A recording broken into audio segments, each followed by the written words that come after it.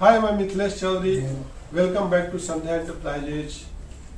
अभी मैं आपको बताने जा रहा हूँ कि एस्टेरिक एसिड क्या है और एस्टेरिक एसिड का भूमिका एक रबर के फील्ड में कितना है।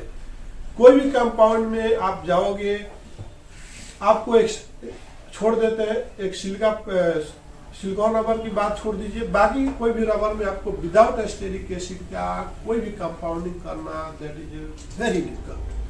अभी हम उस टॉपिक पर जाने से पहले हम आपको बताना चाहूंगा कि अगर आप बिजनेसमैन हैं, अगर बिजनेस का किंग बनना चाहते हो, बिजनेस के प्लेटफॉर्म पर उस गाड़ियां को उस ट्रैक पर रफ्तार में भगाना चाहते हो, तो आज इस जो है मोटिवेशन शायरी को सुनिए। आपका दिमाग जरूर भागना इतना शुरू करेगा कि राजधानी एक्सप्रेस भी आप फेल हो जाएगी उस ट्रैक के ऊपर। नामुमकिन सिर्फ नजरिया में होता है, नामुमकिन सिर्फ नजरिया में होता है, ख्वाब में नहीं। ऐसा कोई कार्य नहीं जो कड़ी मेहनत से हो सकता है, आसान नहीं। आपने देखा, फिर से आपको बताता हूं कि नामुमकिन सिर्फ नजरिया में होता है, आपके ख्वाब में नहीं। ऐसा कोई कार्य नहीं जो कड़ी मेहनत से हो सकता है, आसान नहीं। आप कड़ी मेहनत करिए, हार्ड मेहनत करिए, अपना टारगेट बीट करने की कोशिश कीजिए, आपको इजी हो जाएगा। और खाली आप ख्वाब देखते रहोगे ना, तो ख्वाब में पुलाव पकाओगे तो आपके पेट में जाने वाला नहीं है। रियल पुलाव पकाओगे तब आपका पेट भरने वाला है दोस्त।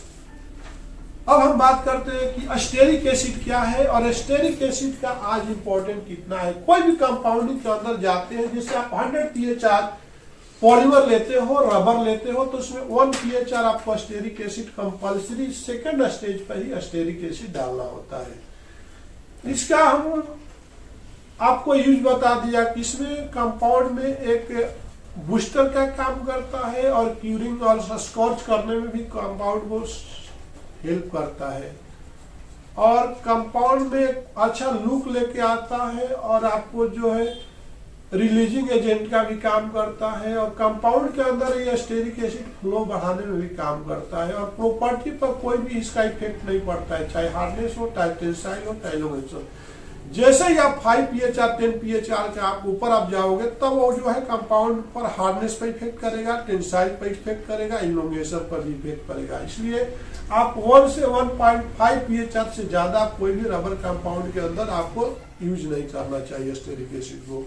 अगर हम आगे की बात करते हैं तो हम अब लेके चलते हैं संध्या एंटरप्राइजेज के लेबोरेटरी में, जहां पर संध्या फ्लेक्स ब्रांड के नाम से आपने काफी प्रोडक्ट को देखा होगा, और मार्केट में काफी अच्छा स्ट्रॉन्ग पोजीशन बनाते हुए संध्या फ्लेक्स ब्रांड आपको काफी प्रोडक्ट लेके आता है, like this elastomeric bearing, strip seal expansion joint, slab seal expansion joint, strip seal expansion joint, और आपको PVC वाटर स्टॉपर है, ड्रेनेज स्पॉट, और hose, slurry hose, mud hose, cement fitting hose, fly ash hose, oil section hose, और different type of so many types of hoses आपको market में लेकर के आते हैं संध्या फ्लेक्स ब्रांड के नाम से। तो वहाँ पे उसके लेबोरेटरी में पहले रॉ मटेरियल आता है, तो उसका लेबोरेटरी में क्या टेस्ट होता है आपको बताना चाहूंगा कि फर्स्ट क्या एस्टेरिक एसिड को कंपाउंडिंग में इशू करने से पहले हमारा जो स्टोर पर्सन है फर्स्ट रॉ मटेरियल को आपको लेबोरेटरी के अंदर देता है। तो अब आइए हम चलते हैं संध्या एंटरप्राइजेज का लेबोरेटरी के अंदर कि इसको हम